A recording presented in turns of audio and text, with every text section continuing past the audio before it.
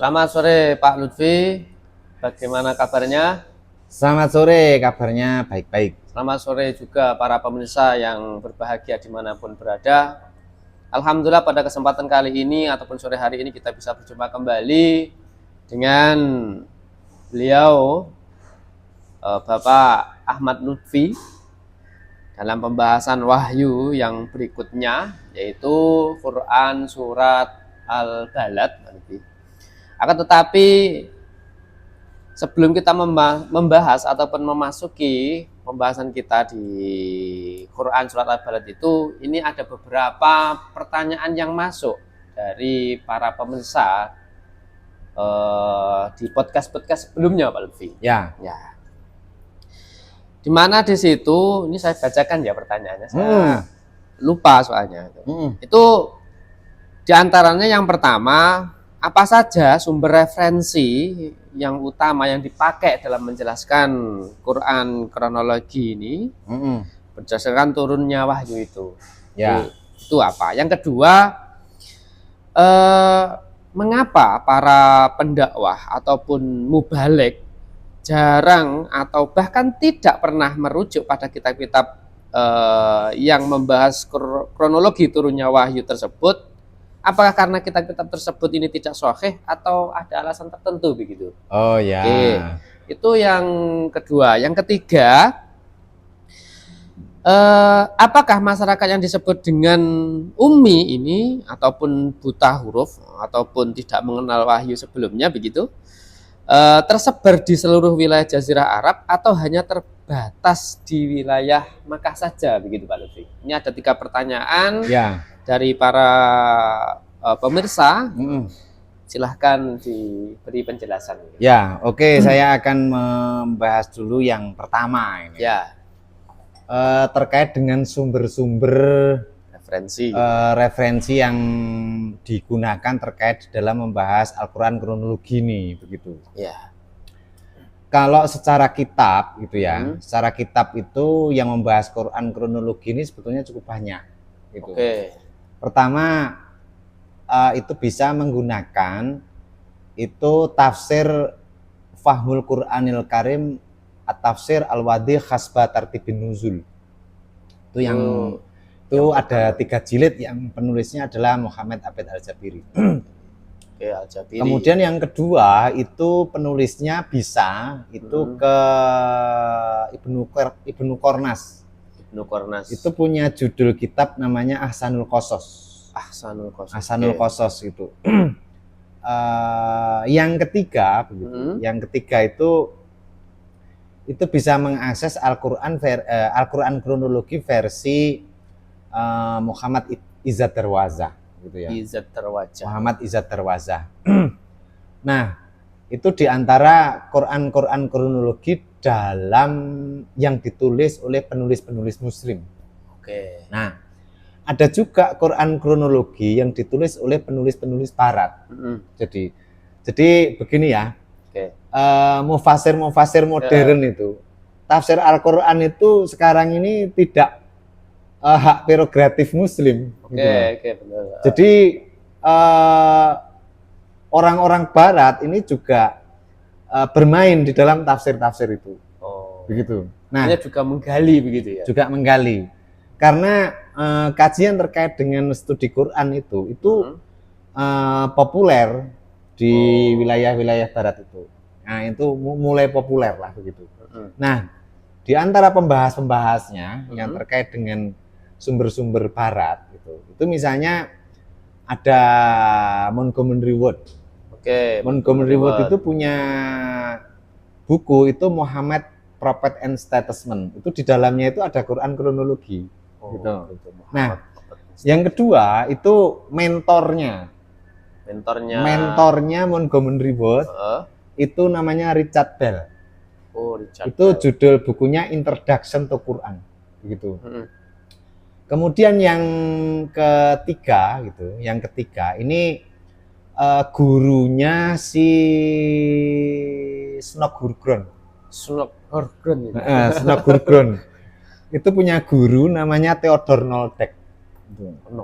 Theodor Noldek itu punya Quran kronologi judulnya itu Tarikhul Quran. Itu sudah diterjemahkan ke bahasa Arab. Itu judulnya Tarikhul Quran. Kalau karya aslinya bahasanya Theodor Nordek. Saya enggak punya itu. Kalau yang saya punya itu Tarikhul Quran karya miliknya Nordek ini. Nah, karya-karya ini belum, menurut saya itu belum banyak dikaji di dunia pesantren. Saya belum pernah mendapati di pesantren itu ngaji dari sumber-sumber muslim itu. Misalnya Jabiri, Ibnu Qornas, Iza Darwaza. Ini belum menjadi bacaan. Kebanyakan pesantren itu ngaji tafsirnya itu ya tafsir Jalalain, lalu tafsir Khazin, lalu kemudian tafsir Ibris, begitu. Lalu kemudian tafsir Yasin, begitu. Atau tafsir Tobari itu pun juga mulai jarang, gitu loh. Nah, sementara yang namanya gerak penafsiran itu kan berkembang, begitu loh. Betul. Seiring dengan ditemukannya perspektif dan data baru. Jadi begini, Anda jangan melihat bahwa ilmu itu stagnasi. Ilmu itu berkembang ya. Selalu berkembang. Semua ilmu itu berkembang, gitu loh. Fisika itu misalnya ya. Dulu ada fisika Newton, gitu loh. Berkembang ke selanjutnya muncul fisika kuantum misalnya, begitu. Lalu kemudian di sosiologi misalnya. Sosiologi juga berkembang. Ada sosiologi miliknya Auguste Comte, berkembang ke Emile Durkheim, berkembang ke Weber, berkembang ke Pierre Bourdieu. Sosiologi kontestasi itu. Ini ilmu berkembang, begitu loh. Nah, demikian juga kajian-kajian keislaman, terutama tafsir. Nah, sementara institusi-institusi di keagamaan di Indonesia, begitu ya. Ambil contoh aja, salah satunya yaitu pesantren itu. Itu belum pernah saya melihat. Belum pernah saya melihat itu satu pesantren yang mengkaji kitab tafsir-tafsir modern itu. Seperti yang saya sebut tadi, Fahmul Quran, Iza Darwazah, atau kemudian Ibnu Qornas, begitu. Nah, makanya kemudian seolah-olah tafsir itu mandek, stagnasi hanya di Jalalain itu. Berkutat hanya di sekitar Jalalain. Apalagi cara berpikir terkait dengan keilmuan gitu, hanya berhenti seolah-olah yang namanya Jalalain itu tafsir tunggal yang paling benar. Gitu. Lalu Tobari itu kalau sudah disebut dengan Jami'ul Bayan fi ayyi ta'wilil Quran. Itu kan kitab tafsirnya At-Tabari. Seolah-olah kalau merujuk ke situ sudah pasti benar. Begitu misalnya begitu. Tidak pernah mencoba melihat perkembangan tafsir di era-era selanjutnya. Yang itu terus berkembang terus padahal. Jadi kita ini jangan pernah berhenti untuk mengikuti update keilmuan itu. Gitu loh. Seolah-olah yang kitab-kitab lama itu seolah-olah sudah berhenti di situ, tidak pernah mengkaji hal yang baru. Nah, inilah yang membuat stagnasi keilmuan dan ini berbahaya. Nah, ini terkait dengan sumber-sumber itu. Nah, karena ini belum pernah saya temukan satu pesantren di Indonesia yang mengkaji beberapa kitab-kitab itu, makanya kemudian yang namanya kaum mubalik itu kan rata-rata alumnus dari pesantren. Gitu. Ya memang ada mubalik yang tidak dari pesantren. Gitu. Misalnya pelawak jadi mubalik kan ada. Gitu ya. Atau budayawan yang jadi mubalik juga ada. Begitu loh. Nah, karena di pesantren itu belum pernah dikaji kitab-kitab yang saya sebutkan tadi, maka kemudian ketika dia manggung yang diproduksi itu ya kitab-kitab yang dikaji yang selama ini kitab-kitab itu ada di pesantren itu. Artinya kitab yang sudah dipelajari dari pesantren dia pakai untuk menyebarkan ini. Gitu. Dia pakai untuk menafsiri itu. Dia pakai untuk manggung itu. Sehingga makanya mungkin beberapa ketika mendengar apa yang kita diskusikan di dalam konteks ini, kok belum pernah ya saya mendengar itu dari mubalek, maka jawabannya kurang lebih seperti itu. Okay. Akan tetapi begini Pak Lutfi, tapi pendapat dari yang jenengan sebutkan tadi, Ibnu Qornas, Abid Al-Jabiri, ini bukan berarti tidak sahih kan? Bukan berarti tidak sahih, Pak. Jadi berpikirnya jangan sahih dan tidak sahih. Gitu karena kan dari penanya seperti itu. Berpikirnya jangan sahih tidak sahih. Yang namanya keilmuan itu sahih dan tidak sahih itu perspektif. Misalnya begini. Oke lah kitab Jalalain itu sahih di kalangan orang-orang Sunni. Tapi apakah itu Anda bisa jamin sahih di kalangan kelompok Islam yang lain?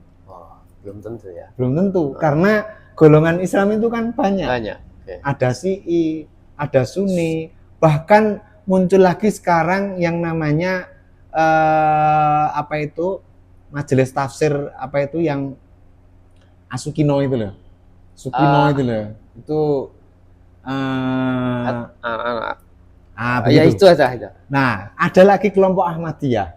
Apakah mereka selalu menggunakan tafsir ala tafsir kita? Misalnya kayak pesantren itu kan belum tentu. Jadi kalau Anda ngomong apakah yang baru-baru ini pasti sahih? Emangnya yang lama pasti sahih? Belum tentu. Emangnya yang lama pasti sahih? Kan sahih itu bisa jadi satu golongan saja. Yang gitu loh. Nah, apakah di Syiah itu banyak tafsir-tafsir yang dianggap oleh mereka sahih? Ada. Misalnya Tafsirul Mizan. Tafsirul Mizan itu yang ditulis oleh alim alama At-Tabatabai. Itu bagi orang-orang Syi'i, tafsir itu sahihnya seperti orang-orang pesantren melihat tafsir Jalalain. Gitu loh. Nah, begitu. Iya. Loh, Bu, jika Anda menetapkan yang paling sahih itu tafsir Jalalain misalnya. Lah terus dengan adanya orang yang mengkaji tafsir Mizan itu, apakah itu Anda nyatakan tidak sahih? Begitu. Nah, begitu misalnya. Gimana kalau begitu? Lalu Anda makanya sahih dan tidak itu sebetulnya golongan. Pandangan perspektif golongan tertentu. Maka kita harus open mind. Maka kemudian kita harus lalu bagaimana seharusnya begitu loh. Seharusnya sebelum kita menafsirkan konteks ayat tertentu, itu makanya kemudian perlu menimbang. Ini kalau dalam tafsir itu gimana? Kalau dalam tafsir ini gimana? Kalau dalam tafsir itu gimana? Setelah itu kita lihat argumen penafsirannya bagaimana. Gitu. Jadi jangan berhenti pada tafsir. Misalnya begini.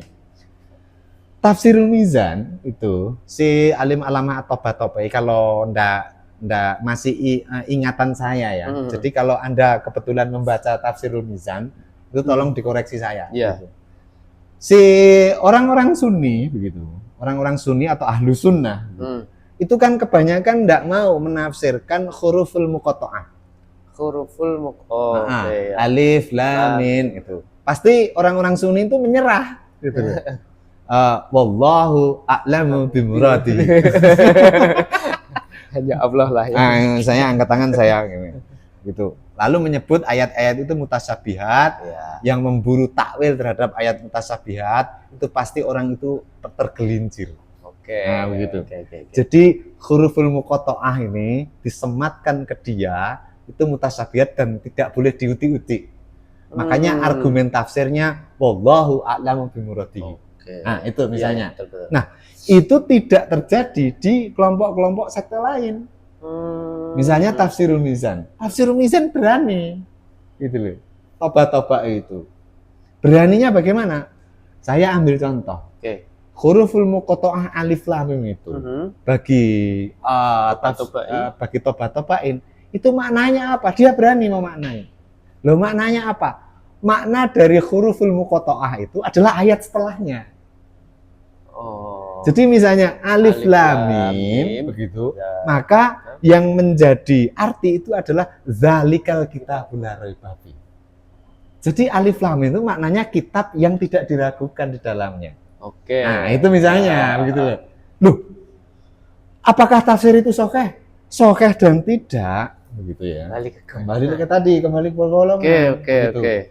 Nah, oleh karena itu, janganlah di kita itu terbangun satu mental block. Gitu loh. Mental block itu hanya ini yang sahih, itu tidak. Hanya menentukan inilah yang sahih. Hanya inilah yang saya amini benar begitu kan? Oke. Nah, jangan sampai di dalam pikiran itu terbangun satu mental block.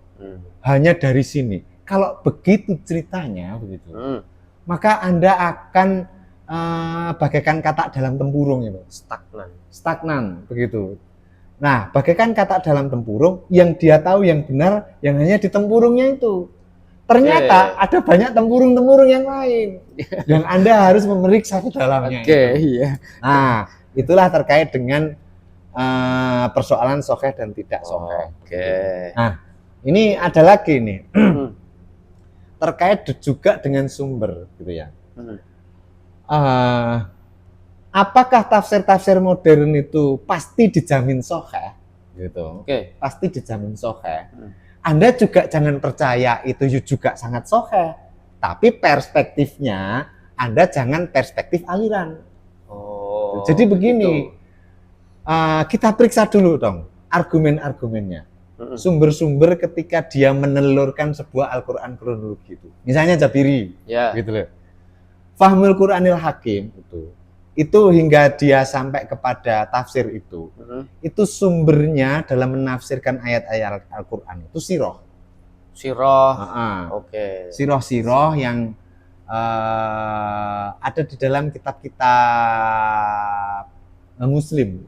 Misalnya ada Ibnu Hisam, ada sirah dari Tobaqot, lalu kemudian ada Tarikh atau Bari, sumbernya ke situ, begitu loh. Nah, lalu kemudian disusunlah Quran kronologi, bentuknya adalah Fahmul Quranil Hakim, seperti yang ada di dalam karya Jabiri. Nah, ini berbeda dengan Ibnu Qornas, begitu loh. Ibnu Qornas tidak mengkronologikan ayat berbasis sirah, begitu loh. Melainkan? Melainkan berbasis apa? Si Ibnu Qornas itu membuat kronologi ayat berdasarkan atas logika. Logika dari ayat itu. Logika dari ayat itu misalnya begini. Karena wahyu itu awal, begitu. Maka harusnya sajak yang paling kuat itu yang paling awal. Dan suratnya pendek-pendek. Begitu. Menurut Ibnu Qornas seperti itu. Betul, ya. Sajak yang paling awal ayatnya pendek-pendek itu. Sajaknya paling kuat. Sajaknya paling kuat. Yang surahnya pendek-pendek. Begitu. Surahnya pendek-pendek. Nah, surah yang pendek-pendek ini dinalar lagi. Jika misalnya yang pertama turun itu Al-Fatihah, mungkinkah begitu? Mungkinkah gitu? Al-Fatihah ini kan doa. Masa ayat Al-Quran turun langsung berdoa, gitu. Harusnya ayat turun itu pertama ya perkenalan dulu dong, karena antara Allah dan Muhammad itu dua level yang berbeda. Harus ada muqaddimah. Allah itu pada level tertinggi, Muhammad manusia itu levelnya level makhluk. Maka untuk memperkenalkan diri dari level tertinggi ke level makhluk, itu komunikasinya mestinya komunikasi perkenalan dulu, bukan langsung disuruh berdoa. Gitu loh. Maka ayatnya yang keluar itu harusnya ayat-ayat pengenalan. Nah, begitu loh. Maka kemudian dari sini tersusunlah satu pendek, sajaknya kuat, ayat-ayat pertama harus perkenalan. Nah, itulah makanya saya sebut dari Ibnu Qornas ini berdasarkan kelogisan sebuah narasi. Gitu. Kelogisannya seperti apa? Seperti yang saya ceritakan tadi. Nah, ini berbeda lagi dengan Montgomery Reward. Gimana Montgomery Reward ini? Nah, Montgomery Reward itu begini. Ini yang namanya Al-Quran ini kan turun dalam konteks di mana Mekah itu. Mekah itu kan satu-satunya bangsa di mana di situ di dunia itu belum ada bangsanya, belum ada negara sendiri. Di yang lain sudah ada negara-negara begitu. Masih bentuk suku-suku. Di Mekah ini itu suku-suku ini kenal Tuhan, gitu loh. Kenal Tuhan, cuman cara dia membawa tuh ketuhanan, perilaku ketuhanan ini melenceng. Makanya Amun Gemenrut memperkenalkan satu konsep di dalam menyusun kronologi itu. Ya, konsep itu yang disebut dengan kerigma. Kerigma. Nah, dari situ dia menyusun kronologi. Nah, dari tafsir-tafsir ini kan berbeda-beda. Satu berbasis sirah, satu berbasis kelukisan, satu berbasis kerigma. Makanya hasil kronologinya berbeda. Gitu loh. Karena hasil kronologinya berbeda, urutan ayatnya berbeda, maka kemudian bagi kita pembaca itu adalah yang seharusnya kita menimbang dari beberapa itu tadi ya. Dari beberapa itu menimbang ini yang paling logis yang mana, atau ketiga-tiganya tidak logis, gitu loh. Nah, dari sini kita memunculkan kronologi baru boleh apa tidak boleh, gitu loh. Nah, saya memunculkan kronologi baru. Nah, nanti tunggu tanggal terbitnya. Kita tunggu para pemirsa. Kita tunggu kronologi dari Dr. Ahmad Lutfi ini. Nah, inilah makanya kemudian itu dari sekian argumen lah. Tradisi berpikir seperti ini, tradisi berpikir dalam konteks menafsirkan Al-Quran berbasis sirah, berbasis kelukisan, berbasis kerigma itu belum muncul di dalam kajian-kajian kitab suci, khususnya di pesantren-pesantren, yang hanya berhenti di tafsir klasik, yaitu tafsir Jalalain itu, maka tidak aneh ketika para mubalek itu ketika dia mendakwahkan agamanya itu kok saya belum pernah mendengar dari mubalek itu. Saya tidak mengecilkan mubalek ya. Saya tidak mengecilkan mubalek itu punya derajat tertentu, itu saya tidak mengecilkan dan saya tidak mengklaim bahwa diri saya di dalam ini yang paling benar. Saya hanya mendeteksi. Mendeteksi kurang lebih penjelasan dari pertanyaan Anda seperti itu. Mungkin pertanyaan dari pemirsa ini seperti yang sudah dijelaskan oleh beliau seperti itu. Dan ini ada satu lagi pertanyaan, Pak Lutfi. Apakah masyarakat yang disebut sebagai Ummi ini tersebar di seluruh wilayah Jazirah Arab atau hanya terbatas di wilayah Mekah saja? Ya, orang yang disebut Ummi, sepengetahuan saya, sepengetahuan, kita harus tahu dulu arti dari Ummi. Arti dari Ummi. Ummi ini banyak diartikan tidak bisa membaca dan menulis. Gitu. Ini menurut saya tidak benar. Gitu. Jika orang Arab itu kamu tuduh sebagai tidak bisa baca dan tulis, ingat ya, di Arab itu ada tradisi yang namanya mu'alaqot. Mu'alaqot itu diadakan pada event-event tertentu dan bulan-bulan tertentu. Itu kontes menulis syair. Perlombaan gitu ya. Kontes menulis syair. Nah, dalam kontes menulis syair itu pemenang, gitu loh, pemenang dari syair ini karya itu akan digantung. Nah, mu'alaqot itu maknanya gantungan itu. Digantung di Ka'bah. Ini loh pemenangnya gitu. Namanya Sobirin misalnya begitu. Namanya si Bambang begitu. Misalnya ini namanya Gianto misalnya begitu.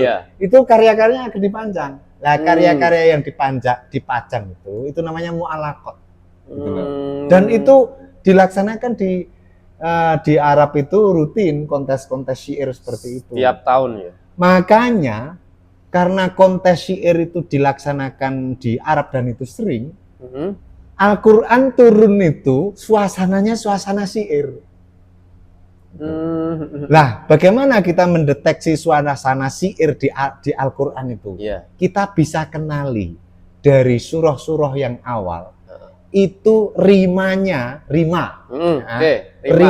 itu jelas seperti yang kita bahas itu. Wattini wazzaitun mateni nun waturi sinin mateni nun wa hadzal baladil amin nun. Lalu Laqad khalaqnal insana fi ahsani taqwim. Mim. Non mim. Summa radadnahu asfala safilin. Non lagi. Lah begitu. Nah, inilah yang saya sebut bahwa Quran atau surah-surah awal itu sajaknya kuat. Gitu. Kenapa kok sajaknya kuat? Karena background historis pada waktu itu Al-Quran ini turun di masyarakat ahli syair. Jadi turun Al-Quran itu di kalangan ahli-ahli syair. Ahli syair, makanya Quran mengemasnya turunnya dalam bentuk syair itu.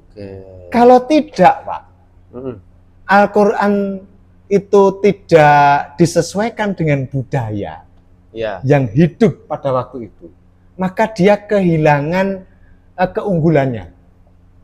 Gitu.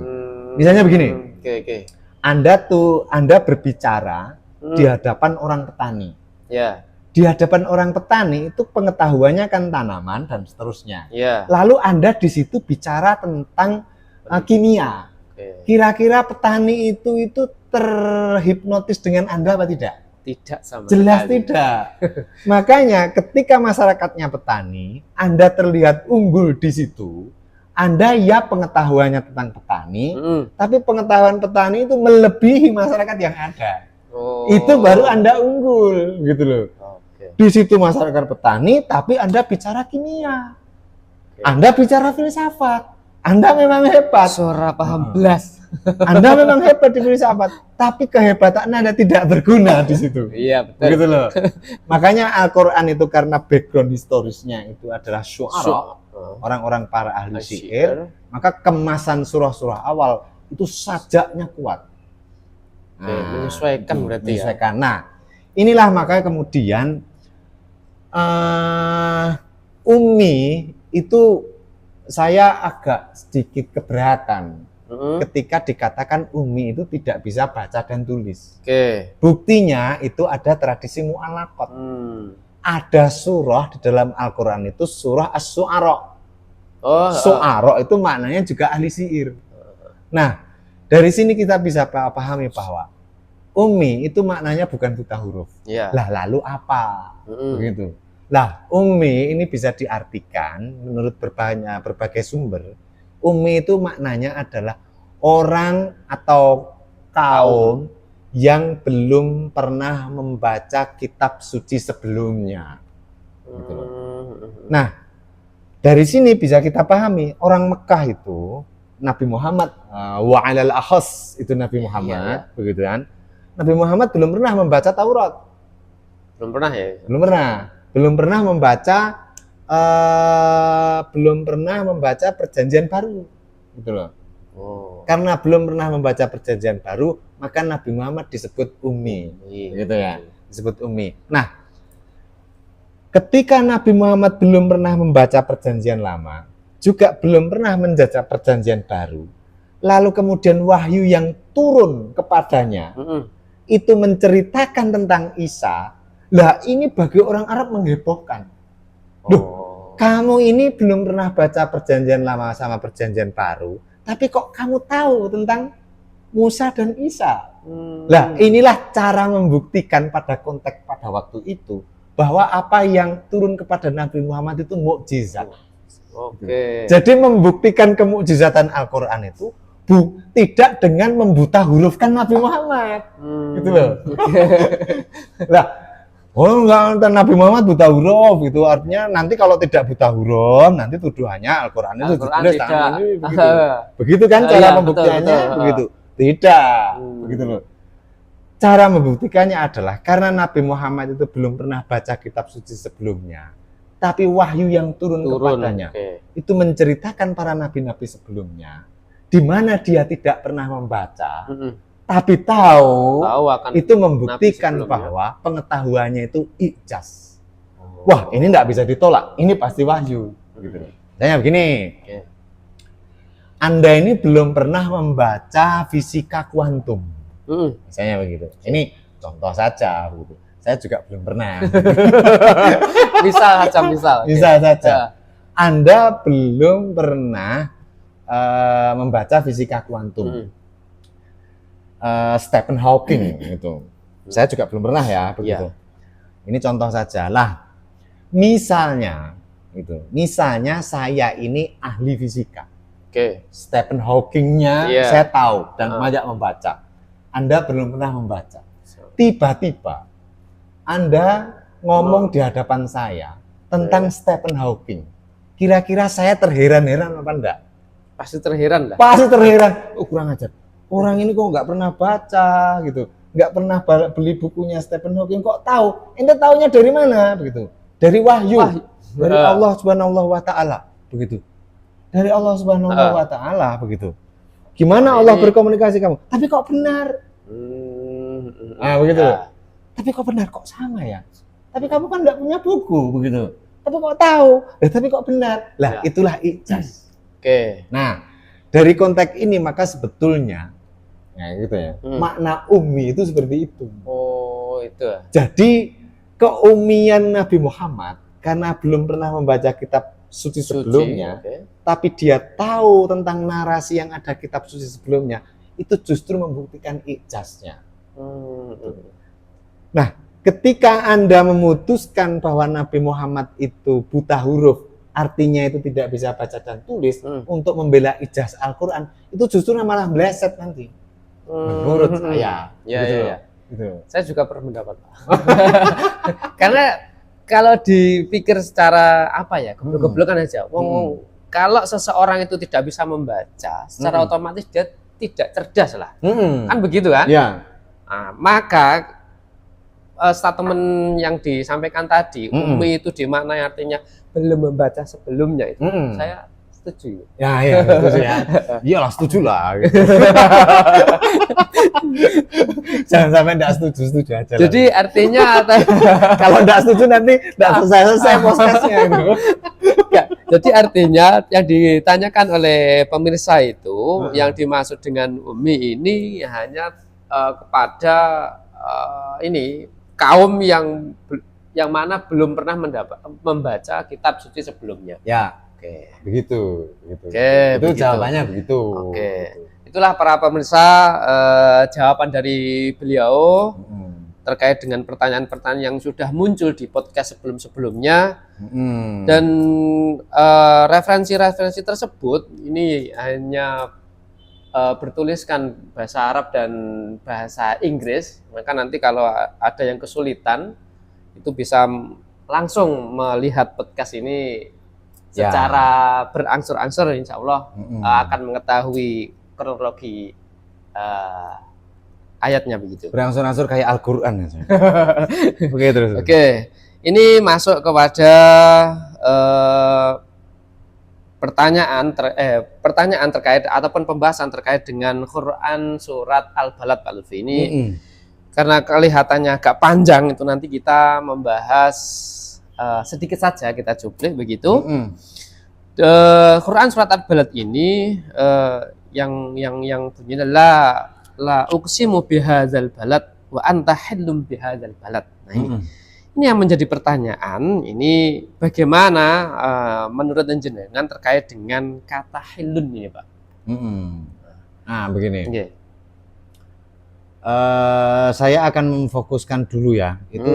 Itu sebetulnya kosakata sumpah juga, la uqsimu bihadzal balad. Saya bersumpah atas nama balad ini, Mekah ini, gitu. Itu kosakata sumpah itu. Nah, saya pikir kosakata sumpah ini maknanya jelas ya. Itu kan sudah ada di watin itu. Ya. Watini wa zaituni wa turi sinin wa hadzal baladil amin.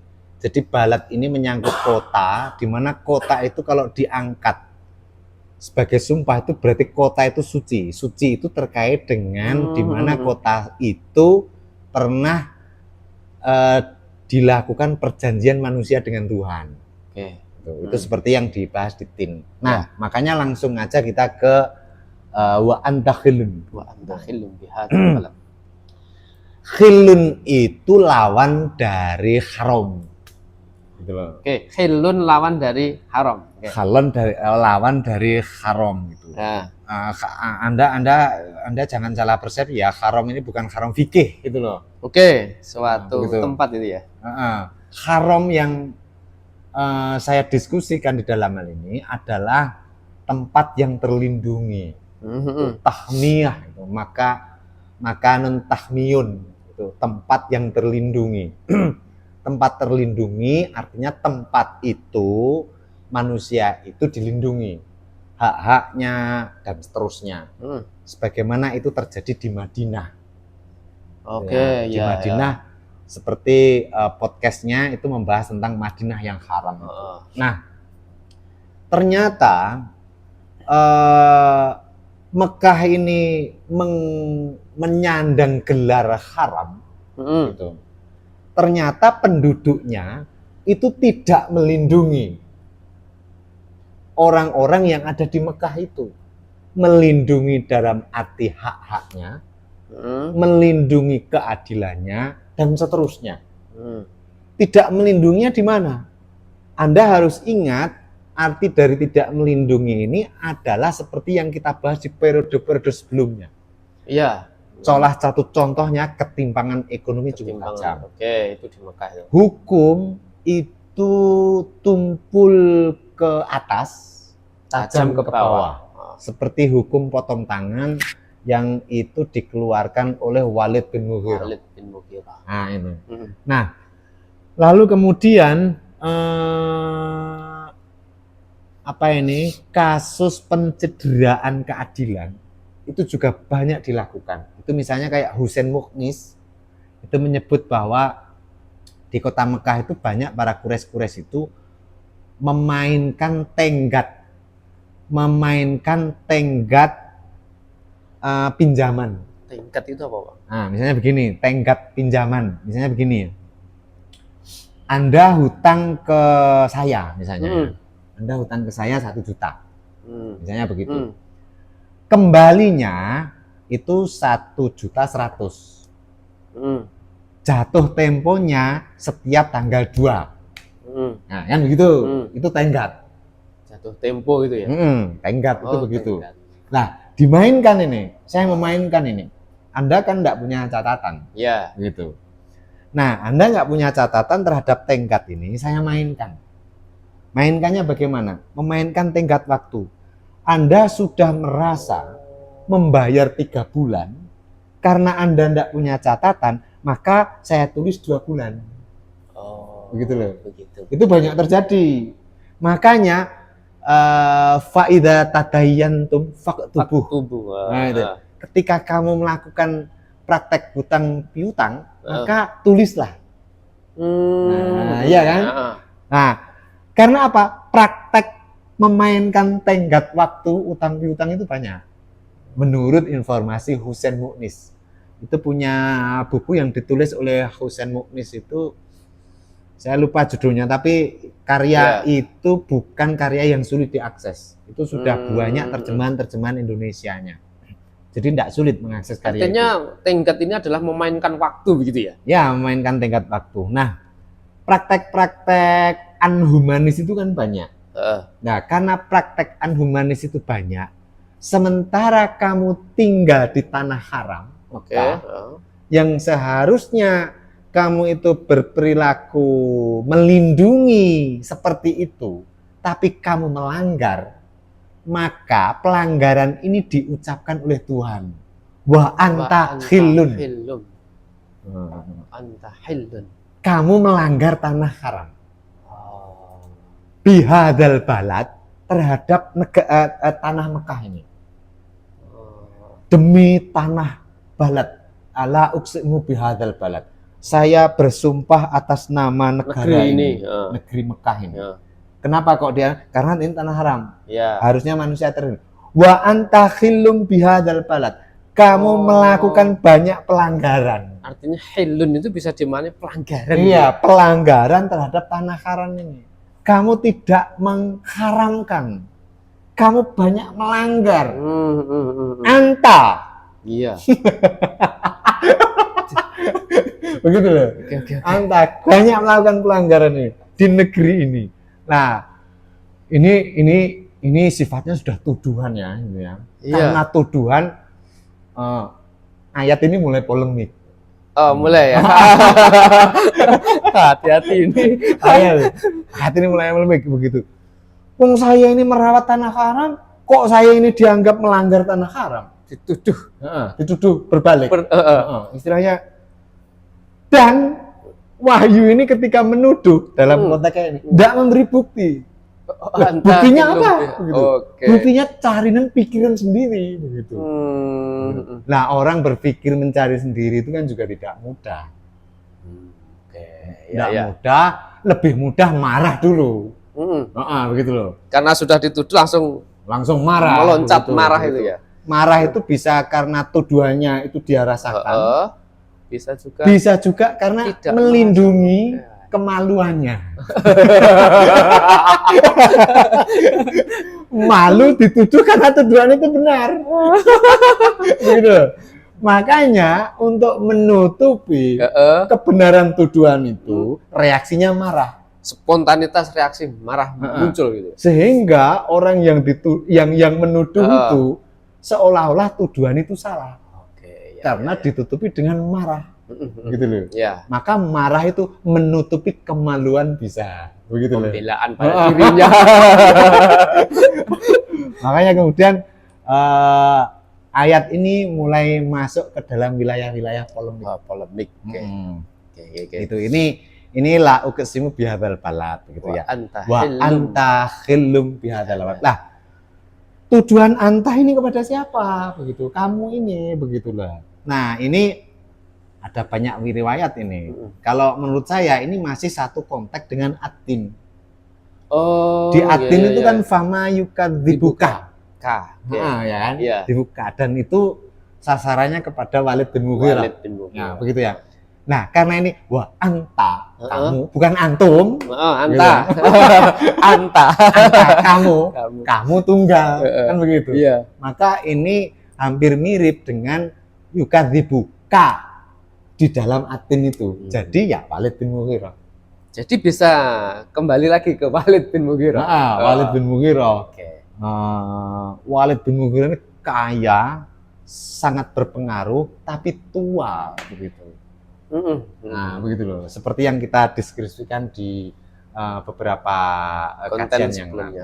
Nah, saya kira itu dulu Mas Anas karena waktunya.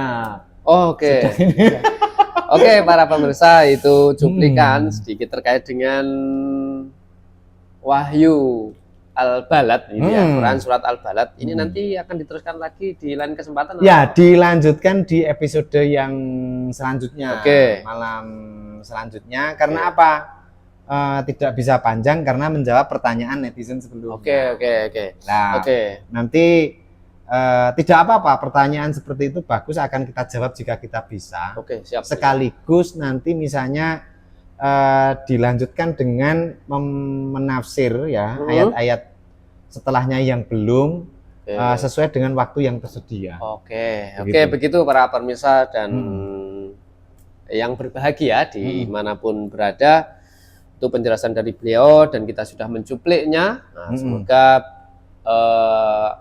memberikan gambaran dan pemahaman bagi kita semuanya. Kita lanjut di episode berikutnya. Jangan lupa like and subscribe-nya. Kita tunggu juga komen-komennya. Sampai ketemu di lain kesempatan. Jika ada pertanyaan ditulis saja. Jika bisa akan saya jawab. Siap. Begitu. Sampai jumpa. Sampai jumpa.